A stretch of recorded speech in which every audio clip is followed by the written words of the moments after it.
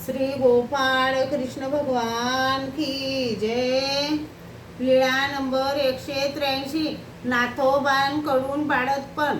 एक परदेशी अनाथ स्त्री गरोदर होती। ती मठाला आली। तिने सर्वज्ञांना विनंती केली, जी मी अनाथ आहे, मला कुणीच नाही, जी मी सर्वज्ञांचा मठ झाडीन आणि येथेच राहीन, मला राहू द्यावे जी। सर्वज्ञ म्हणाले, बाई यांना येथे राहू द्या।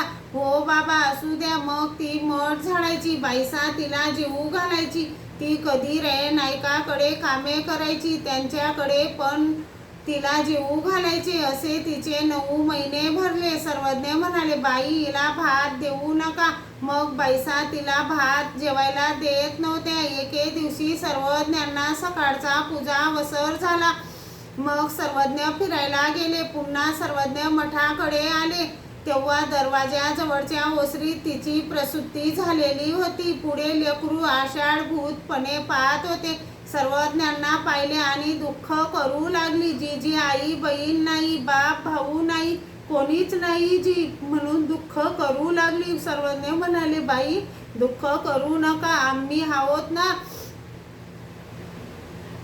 सर्वज्ञ म्हणाले, मंडळी काय तुम्ही हिचे बाळंतपण करा। हो ते म्हणाले, हो जी। सर्वज्ञ म्हणाले, लागेल ते बाईसांकडे मागा।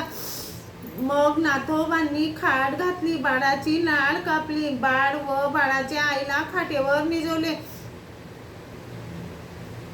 खाटेखाली शेगडी ठेवली, बाईसांकडून गूळ पिंपळी ओवा असे मागून आणले, ते वाटून बारीक करून पेज दिली। बाईसा पथ्य पाणी करायच्या, ते नाथोबा तिला द्यायचे, तिच्या आंघोळीसाठी पाणी आणून ठेवायचे, बाळाला न्हाऊ घालायचे। असे 12 दिवसापर्यंत केले। सर्वज्ञ तिची विचारपूस करायला येत, तेथे उभे राहत। मग सर्वज्ञ विचारायचे, बाळतील बाई काय करीत आहात?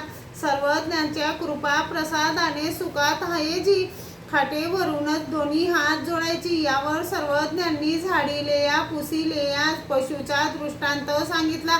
पशु असे ते झाडीजे पुसिजे, तरी साऊमेये वरी मान घाली ना, थैक म्हणीजे तरी परते जाय। तसे जीवाची आपुलकीने विचारपूस केली तर धर्माचरण करतात व वाचिक दुःख दिले तर त्रसून निघून जातात। मग सर्वज्ञ फिरायला जात।